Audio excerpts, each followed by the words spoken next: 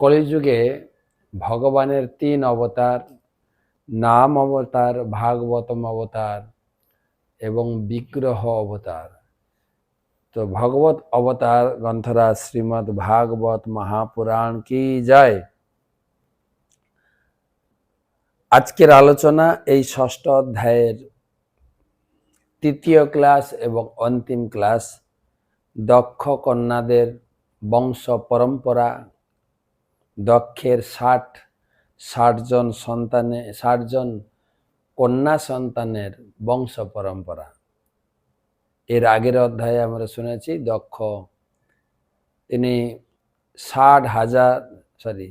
১০,০০০ এবং ১,০০০ পুত্র সন্তান জন্ম দিয়েছিলেন, যা নারদ মুনি তাদের ব্রহ্মচর্য জীবন, ত্যাগের জীবন শিক্ষা দিয়ে তাদের ত্যাগের আশ্রমে প্রেরণ করেছেন।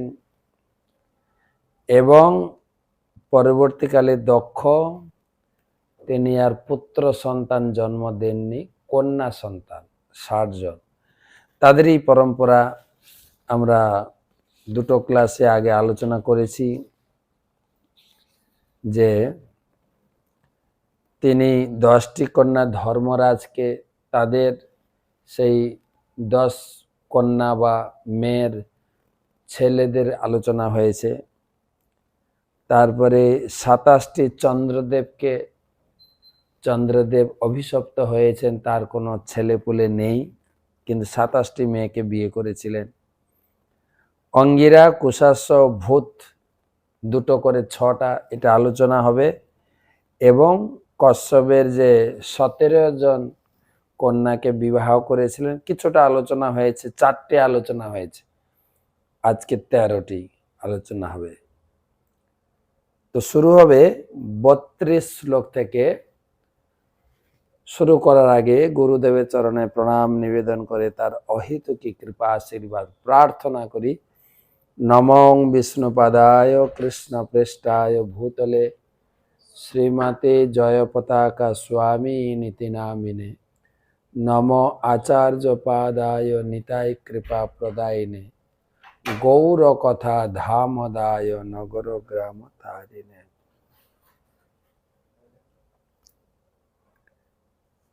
শুরু করি ৩২। সর্বানু সুপ্রভাম কন্যাম উবাহন মুচি কিলহ। বৃষ পর্বণস্তু শর্মিষ্ঠাম যজাতি না হুস বলি।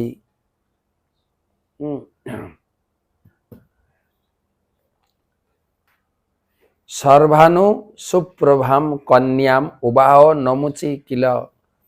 বিষ পর্বণস্তু শর্মিষ্ঠাম যজাতি নাহুস বলি।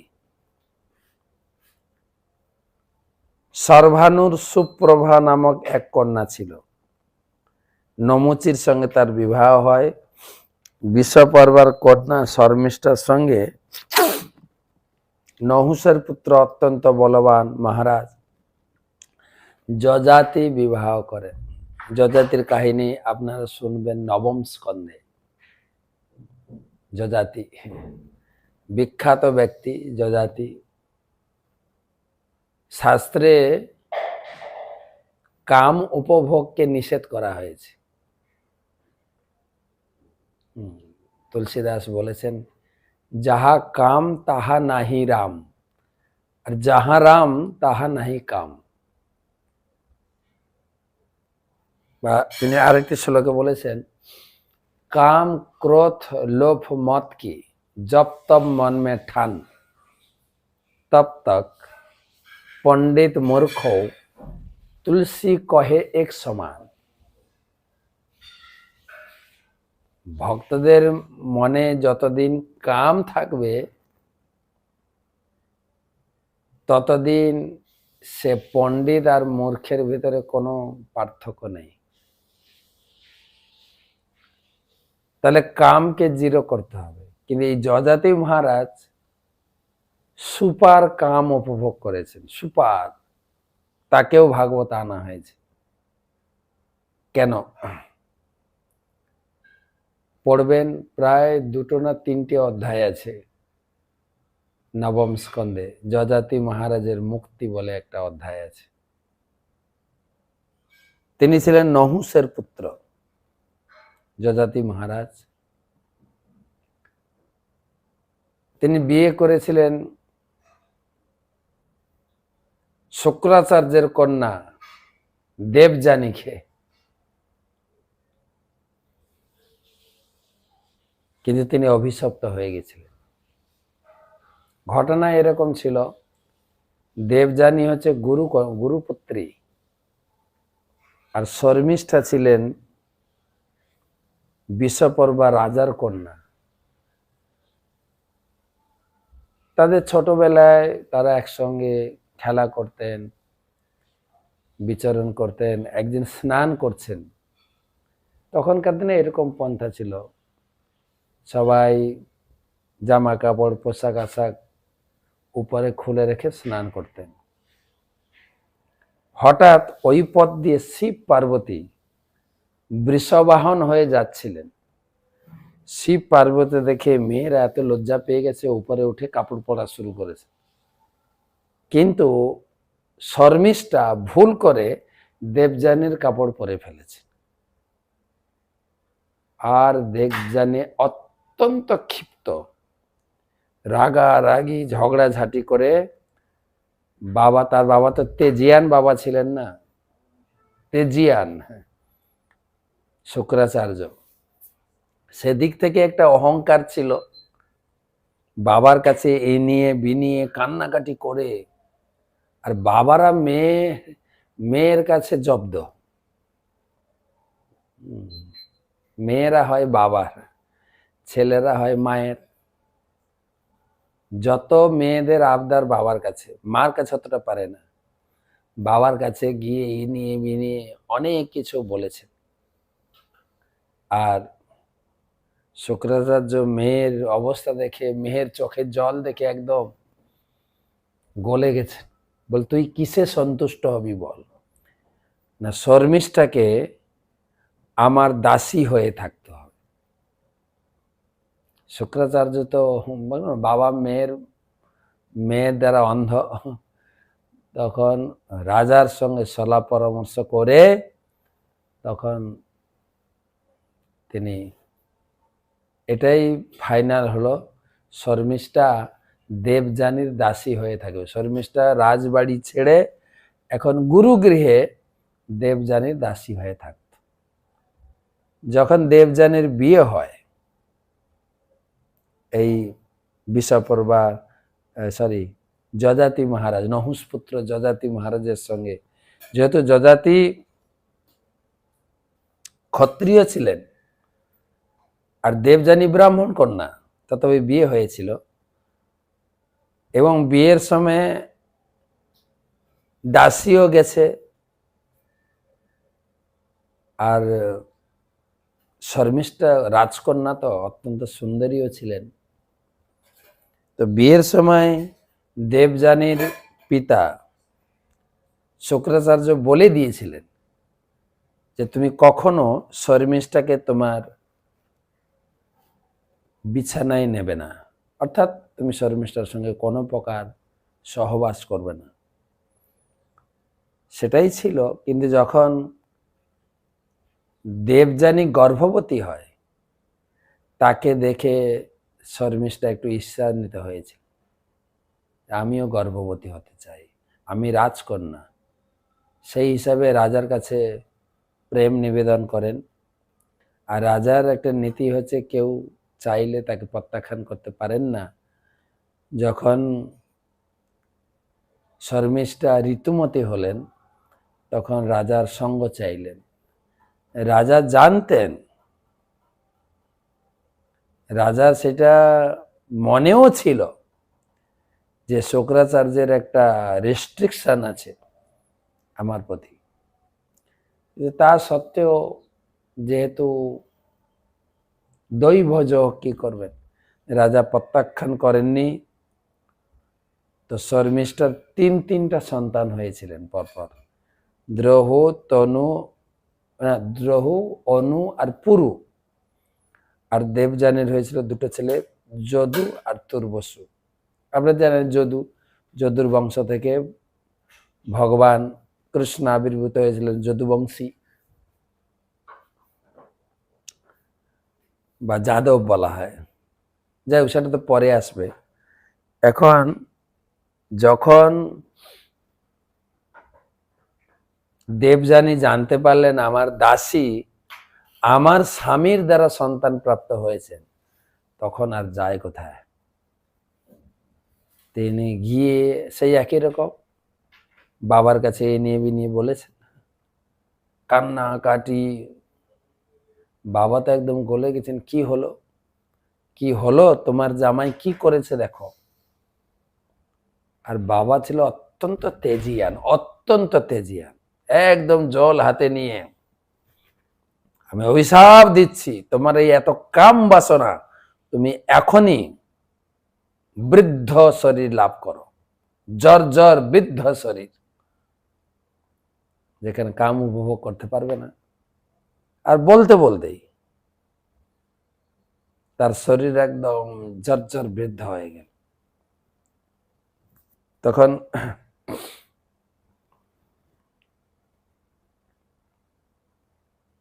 না, মাঝখানে একটা ঘটনা থেকে গেল। এই যে কাপড় বদল হয়ে গেছে না, এর কাপড় ও পরেছে, এর কাপড়, শর্মিষ্ঠা ভুল করে দেবযানীর কাপড় পরে ফেলেছিল। এই নিয়ে তর্ক শুরু হয় দুজনের ভিতরে।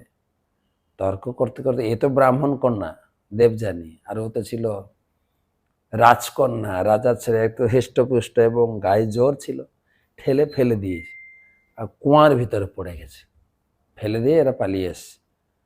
আর দৈবক্রমে ঘুরতে ঘুরতে যজাতি রাজা জঙ্গলে জল পান করার উদ্দেশ্যে কুয়ার কাছেই পৌঁছে, দেখে নিচে পড়ে আছে সুন্দরী মেয়ে।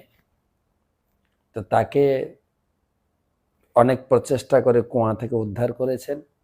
আর তখনই তাদের ভিতরে ভালোবাসা হয়, তাকে উদ্ধার করেছে, আমাকে বিয়ে করো, পানি গ্রহণ বলে না, তখন পানি একবার হাত ধরলে বিয়ে। হ্যাঁ, তো সেইভাবে বিয়ে হয়েছিল।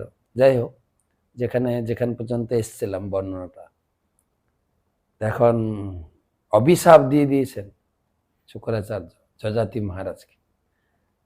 তো যজাতি মহারাজ তো ক্ষত্রিয় ছিলেন না, বুদ্ধিমান ছিলেন। তো শ্বশুর মশাইয়ের পায়ে ধরে ক্ষমা চাইছে যে আমার এখনো যৌন বাসনা তৃপ্ত হয়নি, বলে এই জন্য তোমাকে অভিশাপ দিয়েছে। বলছেন পিতাশ্রী, একটা জিনিস আপনাকে উপলব্ধি করতে হবে। ঠিক আছে, আমি বৃদ্ধ শরীর লাভ করেছি, যৌন বাসনায় অক্ষম, কিন্তু আপনার মেয়ের কি হবে? মেয়েরও এখনো যৌন বাসনা তৃপ্ত হয়নি। তখন শুক্রাচার্য মনে করলেন সত্যি তো, এখনো মেয়ে তো আর কোথাও বিয়ে দিতা, তখনকার তো এইসব ছিল না, তো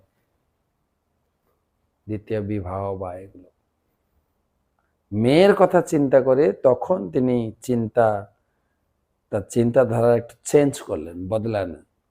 বলছে ঠিক আছে, অভিশাপ তো হয়ে গেছে, তোমার এই বৃদ্ধ শরীর কারোর সঙ্গে যদি এক্সচেঞ্জ করতে পারো, কেউ যদি তোমার বৃদ্ধ শরীর নিতে রাজি হয়, তার যৌবন শরীর তুমি নিয়ে উপভোগ করতে পারো। তখন 5 ছেলে, দেবযানীর 2 আর শর্মিষ্ঠার 3, একে একে জিজ্ঞাসা করছেন। প্রথমে যদুকে বললেন, যদু তো একদম ডিনাই করে দেবে, না আমি ওই সংসারের উপভোগ করার জন্য আমার এই যৌবন শরীরকে ব্যবহার করব না, আমি ভগবানের উপাসনা করব। তিনি সেজন্য তার পরম্পরাতে ভগবান কৃষ্ণ এসেছিলেন যদু বংশে। তিনি সংসার ধর্ম ত্যাগ করে পুরো তুর্বসু নেয়নি, দ্রোহ, অনু, বাকি যে 3 ছেলে তারাও নেয়নি, একদম শেষ 5 নম্বর ছেলে পুরু রাজি হয়েছিলেন। পুরু বলেন ঠিক আছে, পুত্র হয়ে যদি পিতার নির্দেশ বা পিতার সুখের জন্য কিছু করতে না পারি, তাহলে পুত্র হয়ে লাভ কি। সে স্বীকার করেছিলেন, পরবর্তীকালে পুরো রাজত্ব তাকে অর্পণ করেছিলেন। তো সঙ্গে সঙ্গে পুরু ছেলে হয়ে গেলেন বুড়ো, বাবা একদম তরতাজা ইয়াং। দেবযানীর সঙ্গে, তখনকার দিন আয়ু তো অনেক বেশি ছিল, 1000 বছর বিচরণ করেছে। বিচরণ করতে করতে করতে করতে একদিন ঘরে দেবযানীকে ডেকে একটা গল্প শোনাচ্ছেন, তোমাকে একটা ইন্টারেস্টিং গল্প শোনাবো। কি গল্প? বলছে একটা ছাগল ছিল, অন্য ছাগলের সঙ্গে ঝগড়া করে কুয়াতে পড়ে গেছিল।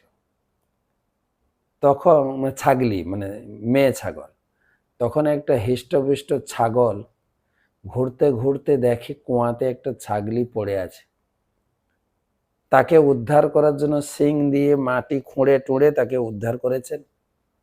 আর তাদের ভিতরে প্রণয় হয়, বিয়ে হয়। কিন্তু সে ছাগলটা এত কামুক ছিল, একটা স্ত্রী ছাগলের সন্তুষ্ট নয়, অনেক স্ত্রী ছাগলের সঙ্গে কাম উপভোগ করেছে। তখন তার বিবাহিত ছাগলের বাবা মানে শ্বশুর মশাই এসে তার অন্ডকোষ কেটে দেয়। তারপর অনেক অনুনয় বিনয় করে আবার অন্ডকোষ জুড়ে দেওয়া হয়। তারপরে অনেক দিন কাম উপভোগ করা সত্ত্বেও সে সন্তুষ্ট হয় না। যাতু কামান কাম উপভোগে ন সম্মতি হবিষা কৃষ্ণ বর্তমে ন ভূয়া এভাবেই বর্তমান। কাম উপভোগের দ্বারা কাম শান্ত হয় না। যেরকম আগুনে ঘি ঢাললে আগুন দাউ দাউ করে জ্বলে, আগুন নিভে যায় না। সেরকম যারা কাম উপভোগ করে তাদের কাম বাসনা আরো বৃদ্ধি পায়, বেড়ে যায়। আসলে সেই ছাগল হচ্ছে আমি, আর ছাগলি হচ্ছে তুমি। সুন্দর, আর আমি তো সংক্ষেপে বললাম, গুছিয়ে সুন্দর ফিলোসফি দিয়ে বুঝিয়েছেন যে কাহিনীটা আমার দুজনের। তো আমি এই কাম বাসনা থেকে মুক্ত হয়ে আমি এখন ত্যাগের জীবন, হরি উপাসনার জন্য আমার জীবনকে পরিচালিত করতে চায়। ধীরে ধীরে তিনি গৃহত্যাগ করে বানপ্রস্থ আশ্রমে চলে গেলেন। আর দেবযানীও এই কাহিনী শ্রবণ করার পরে ধীরে ধীরে সেও ত্যাগের জীবন, ভগবত উপাসনায় নিজেকে সম্পূর্ণরূপে নিয়োগ করেছিলেন। দেখেন এই কাহিনীও ভাগবতমে, তা আবার 9ম স্কন্ধে, ঠিক কৃষ্ণলীলায় প্রবেশ করার আগে। অর্থাৎ কাম বাসনা জীবনকে স্বস্তি দেয় না বা তৃপ্তি দেয় না, বা কাম বাসনা জীবনে পরিপূর্ণতা আনে না। কাম বাসনার মাধ্যমে আরো কাম উপভোগের ইচ্ছা হয়। তাই তিনি একটা শিক্ষা দিয়ে গেলেন সারা জগতের প্রতি। মাত্রা সস্রা দুহিত্রা বা নাবিবিক্ত সনভাবেত বলবান ইন্দ্রিয় গ্রাম বিদ্যাংশমপি কর্ষতি। মাত্রা মানে মা, সস্রা মানে বোন, দুহিত্রা মানে কন্যা। সমাজকে উপদেশ দিচ্ছেন যুবতী মা, যুবতী বোন বা যুবতী কন্যার সঙ্গে একান্তে যেন কেউ না বসে, কাছাকাছি বা এক আসনে আর কেউ নেই এরকম যেন উপবেশন না করে। কেন? বলবান ইন্দ্রিয় গ্রাম বিদ্যাংশমপি কর্ষতি। বড় বড় বিদ্বান ব্যক্তির মন বা ইন্দ্রিয় বিচলিত হয়। প্রহ্লাদ মহারাজ এই সঙ্গে যোগ করলেন। প্রহ্লাদ মহারাজ বলছেন নন্নাগ্নি প্রমদা নাম ঘিত কুম্ভ সমপুয়া সুতামপি রহ জয়াত অন্নদা যাবদর্থকৃত। তিনি বললেন নন্নাগ্নি প্রমদা নাম ঘিত কুম্ভ। পুরুষ হচ্ছে ঘিয়ের বাটি আর স্ত্রী হচ্ছে আগুন। আগুন আর ঘিয়ের বাটি যদি পাশাপাশি থাকে ঘি গলবেই, ঘি গলবেই। সেই জন্য সুতামপি রহ, সুতা মানে কন্যা, কন্যার সঙ্গেও, অন্য কথা ছেড়ে দেন, কন্যার সঙ্গেও জয়হাত মানে একান্তে উপবেশন করা ঠিক নয়। মন বিচলিত হবে। তো সে কাহিনী সে এসে গেল বলে বললাম, মহারাজ যজাতি, বলবান মহারাজ যজাতি, যার কাহিনী আপনারা বা আমরা নবম স্কন্ধে গিয়ে পড়ব। সেই জন্য কামকে দমন করার জন্য বিভিন্ন আচার্যগণও বলে গেছেন, যদ অবধি মম চেত কৃষ্ণ পদারবিন্দয় নব নব রসাধাম অনুদ্যতম রন্তু মাসিত তদবধিবত নারী সঙ্গম স্মর্য মানে ভবতি মুখ বিকার সুষ্ঠু নিষ্ঠিবনম। বিখ্যাত ব্যক্তি যামুনাচার্যের কথা প্রভুপাদ তার লেখনীতে বহু জায়গায় তুলে ধরেছেন। যামুনাচার্য যিনি ছিলেন অনেক বড় আচার্য, তার উপলব্ধি থেকে তিনি বলছেন যে যখন যখন আমার মনে এই কাম ভোগের বাসনা উদয় হয়, আমার মুখটা বিকৃত হয়, থুতে ফেলে থু, বাজে চিন্তা কোথা থেকে এলো। একটা বিচার্য বিষয় যে যামুনাচার্যের মতো ব্যক্তিরও কাম চিন্তা আসছে, অর্থাৎ এই শরীর যতদিন আছে, পুরুষ শরীর, স্ত্রী শরীর, বিপরীত লিঙ্গের প্রতি একটা আকর্ষণ থাকেই। কেউ বলতে পারবে না আমি যে এইসব কাম বাসনা বা বিপরীত লিঙ্গের আকর্ষণের প্রতি আমি মুক্ত না। যতদিন শরীর থাকবে, যাবৎ শরীর তাবৎ তৃষ্ণা নাহি টুটে। যতদিন এই শরীর থাকবে ততদিন এই তৃষ্ণা, কাম তৃষ্ণা থাকবে। জ্ঞানীগণ সেই তৃষ্ণা কাটে জ্ঞান অস্ত্রে। যারা বুদ্ধিমান, যারা জ্ঞানী, তারা জ্ঞানের অস্ত্র দিয়ে, ভগবদ গীতায় ভগবান বলেছেন জ্ঞান অস্ত্র, জ্ঞানের অস্ত্র দিয়ে কামকে যেন আমরা কাটাতে পারি। তো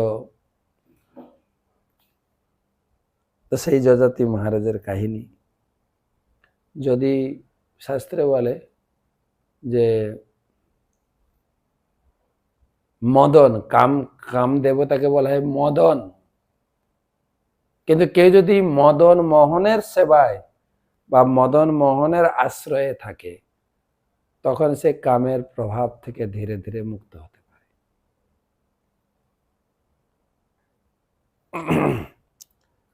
33 থেকে 36 বৈশা নর সুতাজাশ্চ চতস্রাশ্চারু দর্শনাঃ উপদানবি হয়শিরা পুলমা কালকা তথা উপদানবিং হিরণাক্ষ্য কতুর্হয়শিরাম নিপ পুলমাম কালকাম চদ্যে বৈশা নর সুতে তুক উপজে মে অথো ভগবান কশ্যপ ব্রহ্ম চোদিতা পৌলমা কালকেয়াশ্চ দানবা যুদ্ধশালিনঃ তয়র্ষষ্টি সহস্রাণি যজ্ঞঘাংস্তে পিতো পিতা জঘান স্বর্গত রাজন এক ইন্দ্র প্রিয়ঙ্করঃ। চারখানা শ্লোক।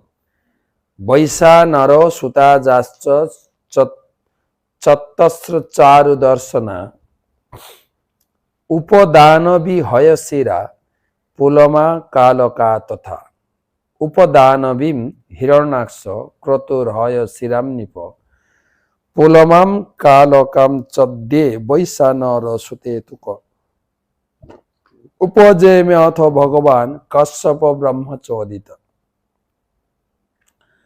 পৌলম কালকে আশ্চ দানবা যুদ্ধশালিন তয়র্ষষ্টি সহস্রাণি যজ্ঞঘাংস্তে পিতো পিতা জঘান স্বর্গত রাজন এক ইন্দ্র প্রিয়ঙ্কর। ধনুর পুত্র বৈশানরের উপদানবী হয়শিরা, পুলমা, কালকা নামে 4টি সুন্দরী কন্যা ছিল। উপদানবীর সঙ্গে হিরণাক্ষের এবং ক্রতুর সঙ্গে হয়শিরার বিবাহ হয়। তারপর ব্রহ্মার অনুরোধে প্রজাপতি কশ্যপ বৈশ্বনরের অপর দুই কন্যা পুলমা ও কালকাকে বিবাহ করেন। এই দুই পত্নীর গর্ভে কশ্যপ, নিবাত কবচ আদি 60,000 পুত্র উৎপন্ন করেন, যারা পৌলমা এবং কালকীয় নামে পরিচিতি। তারা অত্যন্ত বলবান ও যুদ্ধপ্রিয় ছিল এবং তারা সর্বদা মুনি ঋষিদের যজ্ঞের ব্যাঘাত সৃষ্টি করত। হে রাজন, আপনার পিতামহ অর্জুন যখন স্বর্গলোকে গিয়েছিলেন তখন তিনি একাকী এই সমস্ত দানবদের সংহার করেন।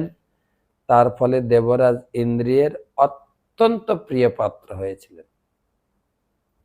অর্থাৎ অর্জুন মানে তোমার পিতামহ পরীক্ষিত মহারাজ হচ্ছেন অভিমন্যুর পুত্র, অভিমন্যুর পিতা হচ্ছে অর্জুন। তোমার পিতামহ স্বর্গে গিয়েও ডিগ্রি করে ইন্দ্রকে সন্তুষ্ট করে সার্টিফিকেট নিয়ে এসেছিলেন। বিপ্রচিত্তি সিংহিকায়ম শতম চৈকমজিজনত রাহুজ্যেষ্ঠম কেতু শতম গ্রহত্তম য উপাগতা। সিংহিকার গর্ভে বিপ্রচিত্তের 101 পুত্রের জন্ম হয়। তাদের মধ্যে রাহু জ্যেষ্ঠ, অন্য 100 কেতু। তারা সকলেই প্রভাবশালী গ্রহে স্থান লাভ করেছে। রাহু কেতু, রাহু একজন, কেতু 100 জন।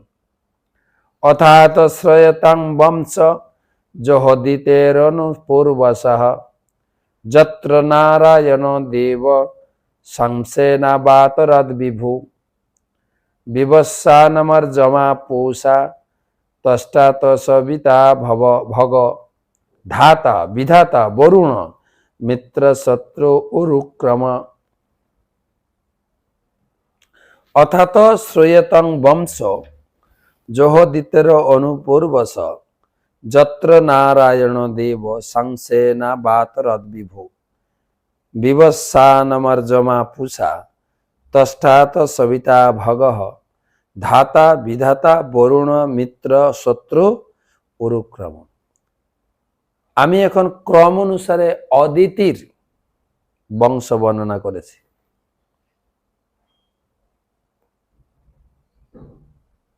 আপনারা শুনুন। এই বংশে পরমেশ্বর ভগবান নারায়ণ তার অংশরূপে অবতীর্ণ হয়েছিলেন, যার নাম ছিল আদিত্য অর্থাৎ বামন। অদিতির পুত্রদের নাম বিবস্বান, অর্জমা, পুষা, তষ্টা, সবিতা, ভগ, ধাতা, বিধাতা, বরুণ, মিত্র, শত্রু, উরুক্রম। 12 জন। বিবস্বত শ্রাদ্ধ দেবম সংজ্ঞায়াসু যত বৈ মনম মিথুনম চ মহাভাগা যমম দেবম যমিম তথা শৈবম ভূত্যার্থ বড়বা নাসত্তৌ সুশুভে ভুবি।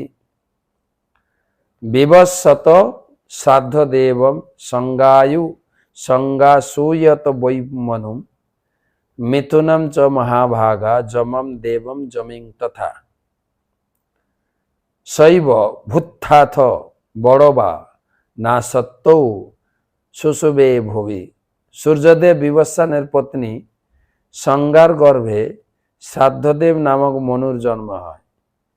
সেই মহাভাগ্যবতী পত্নী সংজ্ঞাই যমদেবকে ও যমুনাকে যমজ সন্তান রূপে প্রসব করেন। যমের স্ত্রী ছিল সংজ্ঞা,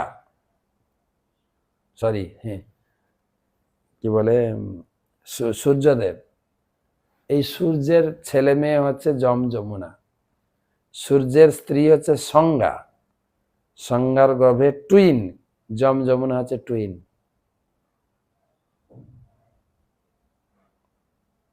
যমজ সন্তান।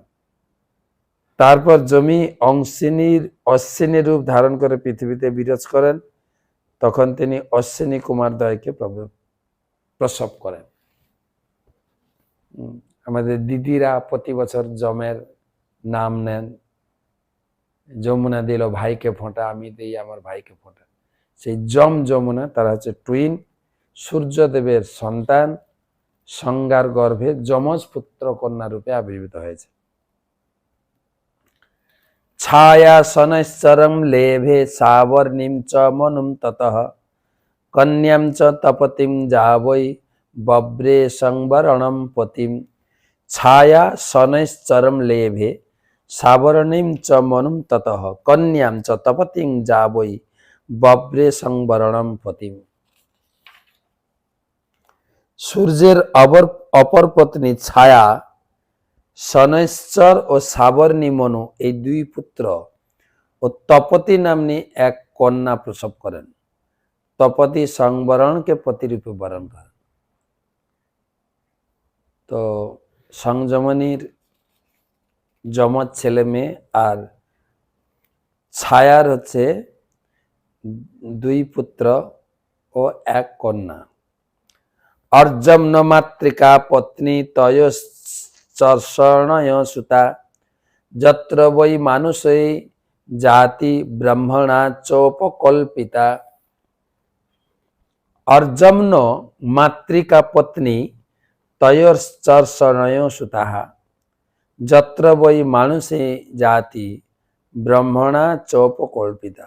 অর্জমনার পত্নী মাতৃকার গর্ভে বহু জ্ঞানবান পুত্র জন্মগ্রহণ করেন। তাদের মধ্যে যারা আত্ম অনুসন্ধানে প্রবৃত্ত সমন্বিত ব্রহ্মা তাদের মধ্যে থেকে মনুষ্য জাতি সৃষ্টি করেন। আর তিনখানা শ্লোক আছে, এই অধ্যায়টা কমপ্লিট হবে।